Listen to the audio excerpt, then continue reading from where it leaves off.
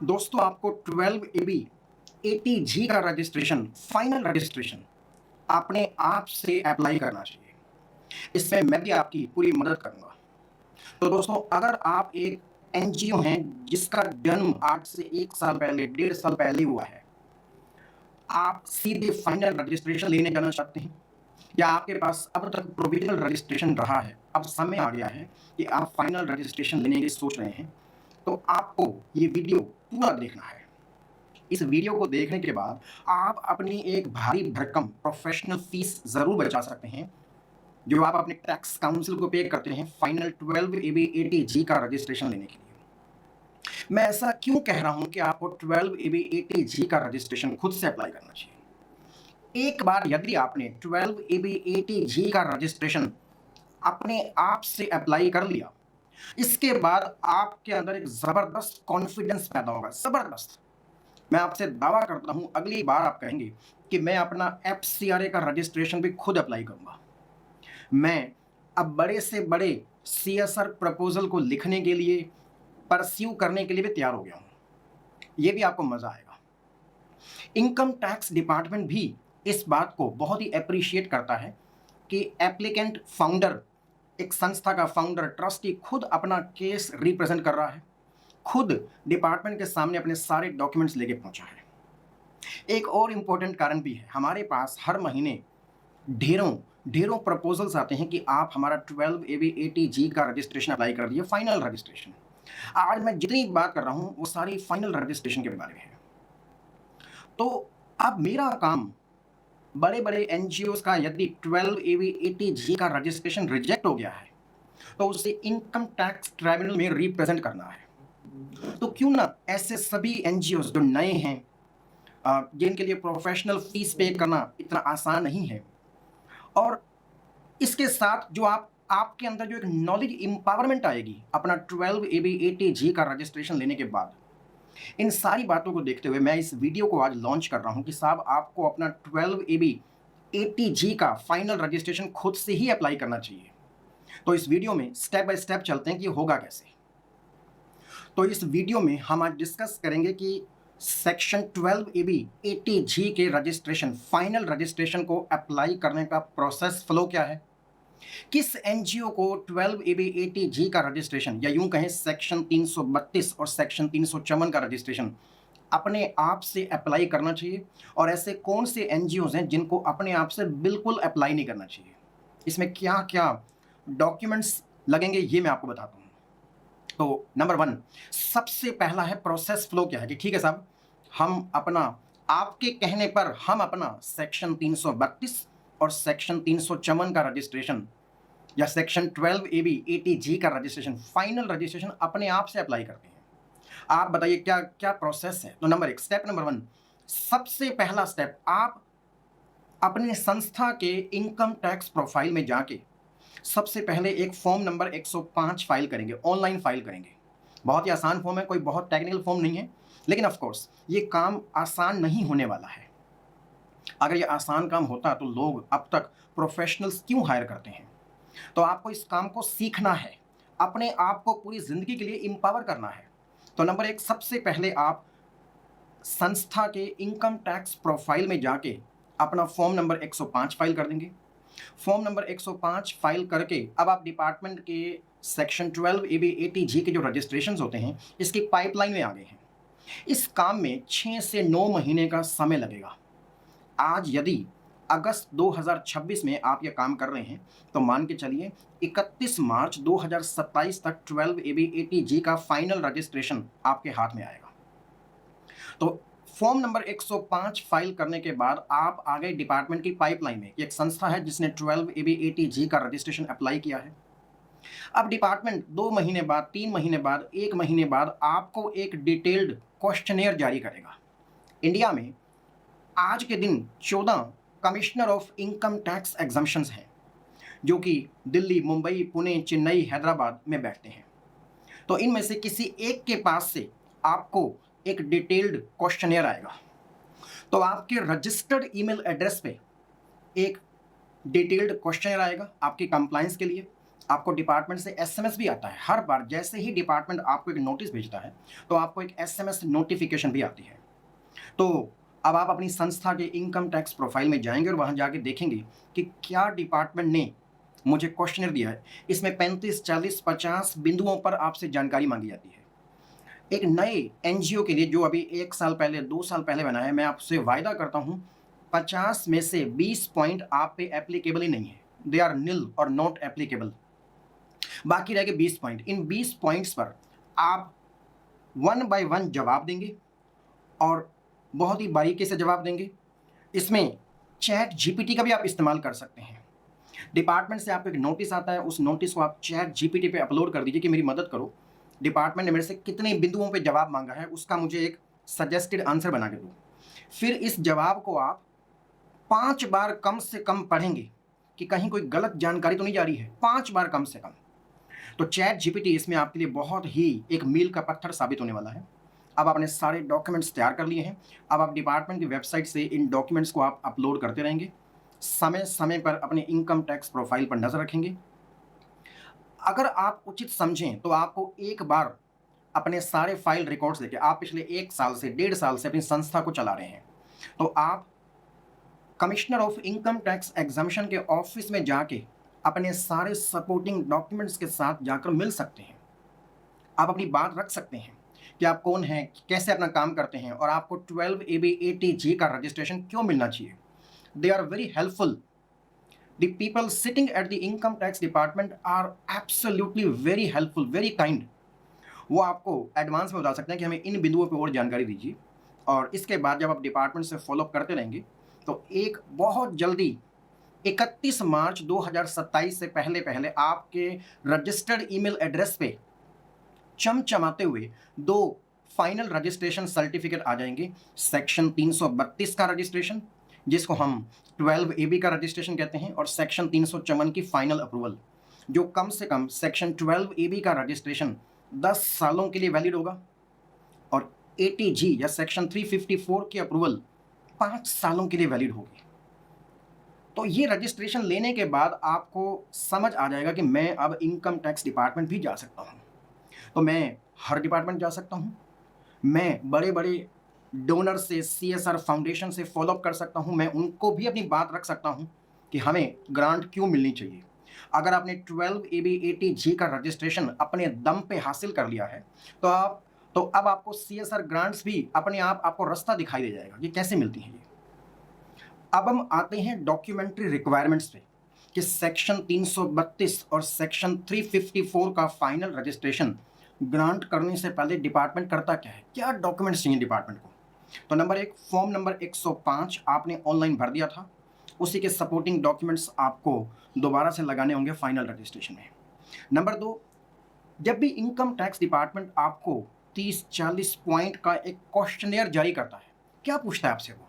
देखिए, commissioner of income tax exemption को अपने आप को सेटिस्फाई करना है कि आप जेन्युइन एक्टिविटीज चला रहे हैं और कोई भी अन्य कानून जो आप पे लागू होता है उसकी भी कंप्लायंस आप बनाए हुए हैं।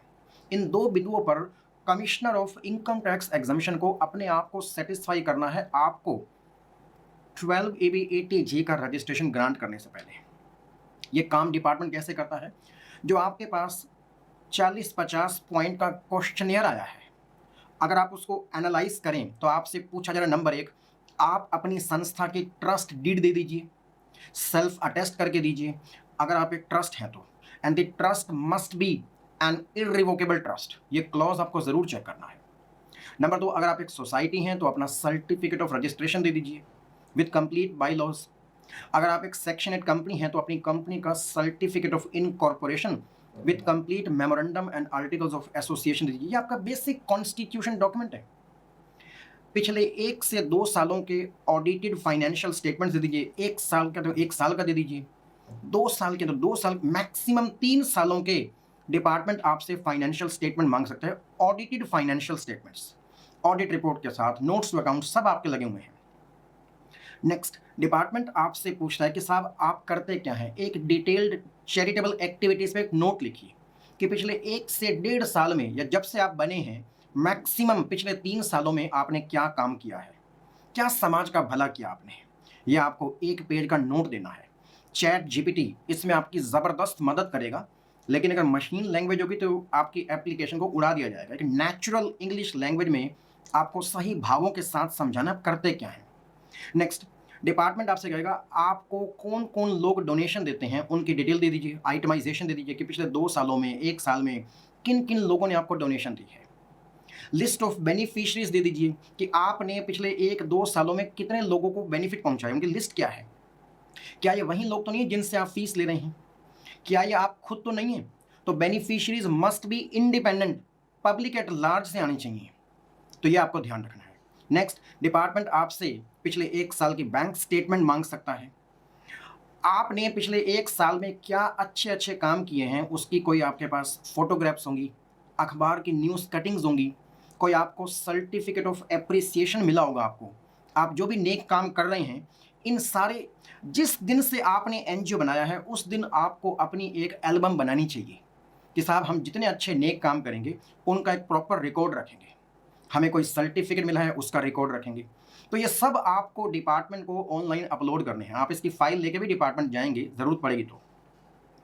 आपने पिछले 1-1.5-2 सालों में जितने अच्छे अच्छे काम किए हैं, डिपार्टमेंट उसके बिल्स देखकर वेरीफाई करना चाहता है कि वो खर्चे कितने जेन्युइन हैं, वो खर्चे किए भी नहीं किए हैं। तो original copies of invoice department आपसे मांगता है कि आपने जो खर्चे किए उसके बिल दे दीजिए। और इसके अलावा इनकम टैक्स डिपार्टमेंट आपसे कुछ डेक्लरेशंस, कुछ अंडरटेकिंग भी मांगता है कि यदि हम आपको सेक्शन 332, सेक्शन 354 की फाइनल अप्रूवल दे दें तो इसके बाद कहीं आप लेने के बाद कहीं आप कॉमर्शियल एक्टिविटीज़ शुरू तो नहीं कर लेंगे? आप अपने रिलेटेड पार्टीज़ को बेनिफिट पहुंचाना तो नहीं शुरू कर देंगे? आप इसमें से एक भारी भरकम सैलरी रेम्युनरेशन विड्रॉ करना तो नहीं शुरू कर देंगे? तो डिपार्टमेंट आपको सेक्शन 332, सेक्शन 354 की फाइनल अप्रूवल देने से पहले आपसे कुछ अंडरटेकिंग्स, कुछ एफिडेविट, कुछ डेक्लरेशंस आपसे मांग सकता है, वो आप बना के दे देंगे। तो ये वो डॉक्यूमेंट्री लिस्ट है जो आप 12 AB 80G के रजिस्ट्रेशन करने में 6 महीने आप डिपार्टमेंट को देते रहेंगे। सारी नॉलेज इकट्ठी करके आत्मविश्वास से पूरा भरकर ये काम किस एनजीओ को करना है, किस संस्था के ट्रस्टी को करना है। तो नंबर 1, सेक्शन 332, सेक्शन 354 का फाइनल रजिस्ट्रेशन आपको अपने आप से केवल तभी अप्लाई करना है जब आप सचमुच में एक बहुत ही प्योर, एक बहुत ही क्लीन, एक बहुत ही फुल्ली कंप्लाइंट आप अपने एनजीओ को चला रहे हैं। नंबर 1 सबसे पहले मोस्ट इंपोर्टेंट पॉइंट ये है। नंबर 2, आप एक एनजीओ हैं, आपकी ग्रोस रिसिप्ट्स 5 लाख रुपए से लेकर 40-50 लाख रुपए तक रहती हैं, तो आप ये काम कर सकते हैं। अपने आप से करने के लिए आप इसे प्रोफेशनल फीस पे करना। जब भी कोई टैक्स काउंसिल, कोई एडवोकेट, कोई चार्टर्ड अकाउंटेंट आपका 12 AB 80G का रजिस्ट्रेशन अगर अप्लाई करता है तो वो भी अपने प्रोफेशनल एफर्ट्स डालता है। समय समय पे वो डिपार्टमेंट के साथ आपके लिए फॉलोअप करता है, बहुत मेहनत करता है। तो ऑफ कोर्स वो इसका एक रेम्युनरेशन आपसे चार्ज करता है। अब अगर आपको लगता है कि हम तो साहब साल में काम ही 5-10 लाख रुपए का करते हैं, हम कहाँ से इतनी भारी भरकम फीस देंगे, तो ये काम आपको अपने आप से आप कर सकते हैं। नेक्स्ट पॉइंट है, आप इनकम टैक्स डिपार्टमेंट 1-2 दफ़ा अपने आप से विजिट करने को तैयार हैं।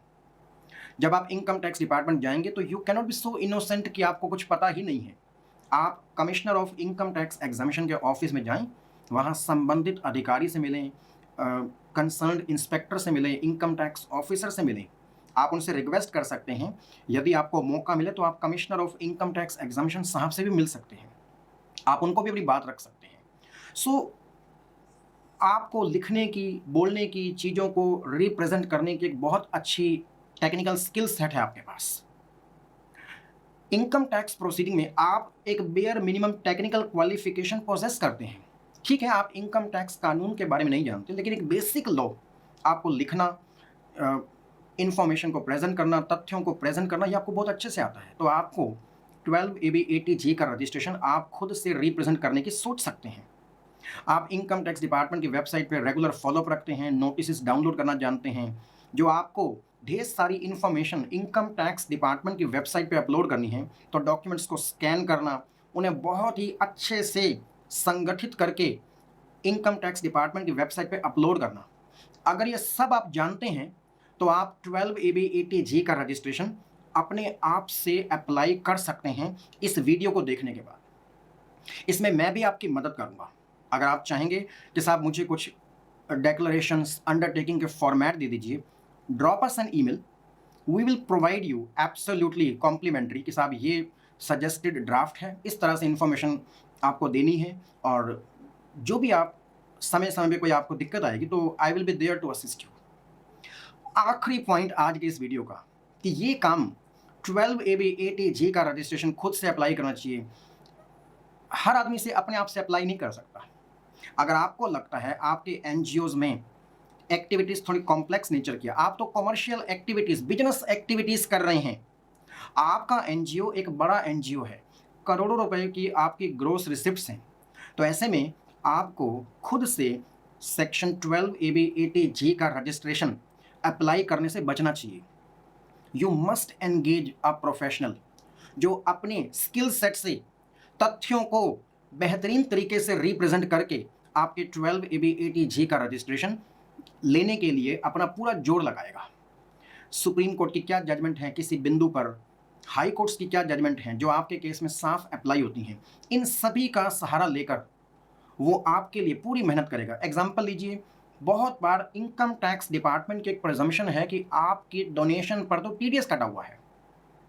तो टीडीएस कटा हुआ मतलब आप तो बिजनेस कर रहे हैं, आपकी तो बिजनेस रिसिप्ट्स हैं, आपको 12AB ATG का रजिस्ट्रेशन क्यों ग्रांट होना चाहिए? तो ये कुछ बारीक पॉइंट हैं जिस पे एक आम नॉन टैक्स प्रोफेशनल बहुत कुछ नहीं जानता होगा, जबकि इस पे डिसाइडेड केस लॉज हैं कि डोनेशन पर टीडीएस का कटना या एनजीओ की जो ग्रोस रिसिप्ट्स हैं उस पे कोई टीडीएस कट रहा है, तो ये कोई एडवर्स फैक्टर नहीं है कि एक संस्था का 12AB ATG रजिस्ट्रेशन ग्रांट ना ही किया जाए, रिजेक्ट कर दिया जाए। Aroha foundation Delhi high court की जजमेंट है साल 2024 की या 2023 की। तो इस तरह से आपका जो प्रोफेशनल है वो ये काम रोज़ करता है। अब आज की इस वीडियो में ये पॉइंट साफ हुआ कि साहब किन किन एनजीओज को ये वीडियो सुनकर आप 12AB ATG का रजिस्ट्रेशन खुद अप्लाई कर सकते हैं और ऐसे कौन से बड़े एनजीओज हैं जिनके यहाँ कमर्शियल एक्टिविटीज़ हैं, advancement of any other object of general public utilities की एक्टिविटीज़ हैं आपके यहाँ, आप एक बड़े एनजीओ हैं, बेनिफिशरीज हम लोगों से फीस वसूल रहे हैं, तो और उस फीस को हम वापस ऑफ कोर्स खर्च करते हैं मेन ऑब्जेक्ट्स को परस्यू करने में, लेकिन ऐसी सर्कमस्टांसेस में ना तो आपके पास समय होगा और आपके लिए प्रोफेशनल फीस पे करना आसान होगा, तो ऐसे में आपको 12AB ATG का रजिस्ट्रेशन खुद से रिप्रेजेंट नहीं करना चाहिए। तो दोस्तों आज की इस वीडियो से आप अपने आप को इक्विप कर सकते हैं, एक फैसला ले सकते हैं। अगर आप एक छोटे मोटे एनजीओ हैं, अभी बने हुए हमें 1 साल, 1.5 साल, 2 साल ही हुआ है, टोटल ग्रोस रिसिप्ट्स ही हमारी 5 लाख रुपए से 25 लाख रुपए की हैं, आपके पास समय है, टेक्निकल स्किल है, तो आप 12AB ATG का रजिस्ट्रेशन अपने आप से अप्लाई कर सकते हैं और मैं आपको यकीन दिलाता हूं आप ये रजिस्ट्रेशन लेकर आएंगे। और इसमें और भी कोई मदद आपको अगर मेरे से चाहिए हो तो आप हमें ईमेल लिखेंगे, मुझे आपको ये असिस्टेंस देने में बहुत ही खुशी होगी। Thank you so much, thank you.